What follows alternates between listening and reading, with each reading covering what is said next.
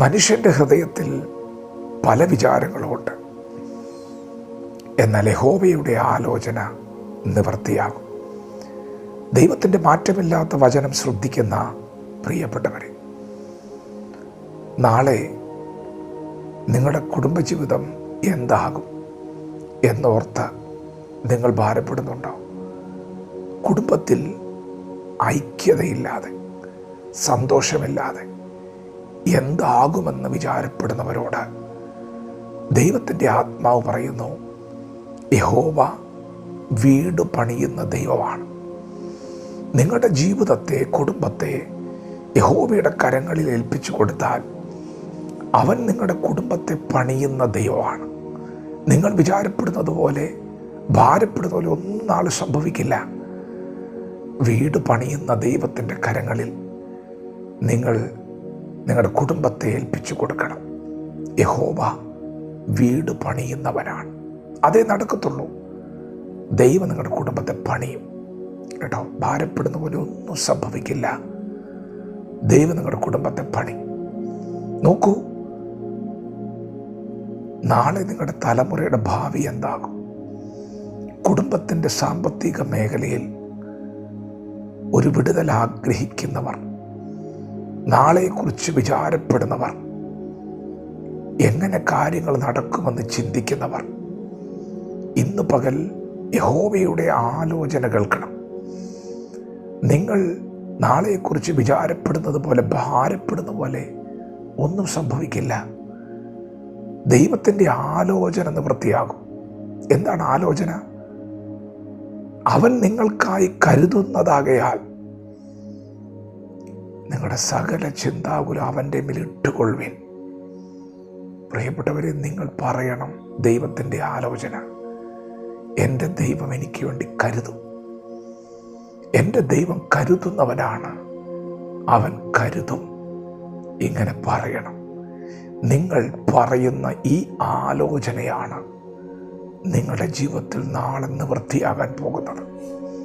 നാളെ ദൈവം നിങ്ങൾക്ക് വേണ്ടി കരുതും. നിങ്ങൾ വിചാരപ്പെടുന്നത് പോലെ, ഭാരപ്പെടുന്ന പോലെ അല്ല. നാളെ ദൈവം നിങ്ങൾക്ക് വേണ്ടി കരുതും.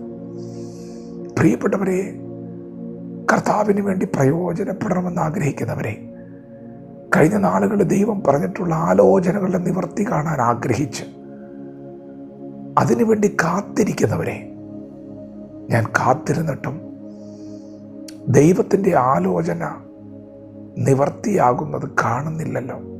വാഗ്ദത്തം ഒത്തിരി വന്നിട്ടുണ്ടല്ലോ. എന്താണ് ദൈവമേ ഒരു മറുപടി കാണാത്തത് എന്നോർത്ത് ഭാരപ്പെടുന്ന നിങ്ങൾ ഇനിയുള്ള വാക്കുകൾ കേൾക്കണം.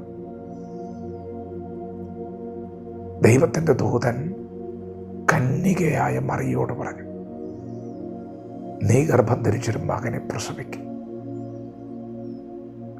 ഒരു കന്യക ആ ശബ്ദത്തോടെ എങ്ങനെ പ്രതികരിക്കണം?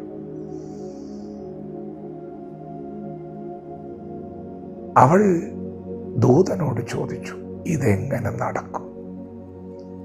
പ്രിയപ്പെട്ടവരെ, എങ്ങനെ എന്നൊരു ചോദ്യം നിങ്ങൾക്കുണ്ടെങ്കിൽ, എങ്ങനെ എന്നൊരു ചോദ്യം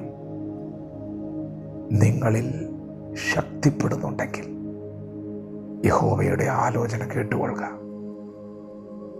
ദൈവം പറഞ്ഞ വാഗ്ദത്തത്തെ നിവർത്തിക്കാൻ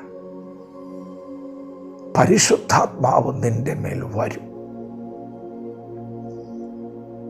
അങ്ങനെ ആലോചന നിവൃത്തിയാകും. പ്രിയപ്പെട്ടവരെ, ദൈവമാണ് ദൂത് പറഞ്ഞതെങ്കിൽ അത് നിവർത്തിക്കാൻ പരിശുദ്ധാത്മാവ് വരും. വിശ്വസിക്കുക മാത്രം ചെയ്യുക. നീ അത് കാണാൻ പോവുകയാണ്. ആത്മാവിൻ്റെ പ്രവൃത്തി എന്താണെന്ന് നീ കേട്ട ആലോചനയെ ദൈവം എങ്ങനെ നിവർത്തിക്കുമെന്ന് നീ കാണും. അത്ഭുതകരമായ പ്രവൃത്തി, അതിശയകരമായ പ്രവൃത്തി അടുത്ത നിമിഷത്തിൽ നീ കാണും. വിശ്വസിക്കുക മാത്രം ചെയ്യുക. ദൈവം നമ്മെ ഓരോരുത്തരും ഈ പകൽ അനുഗ്രഹിക്കുമാറാകട്ടെ. ആമേൻ.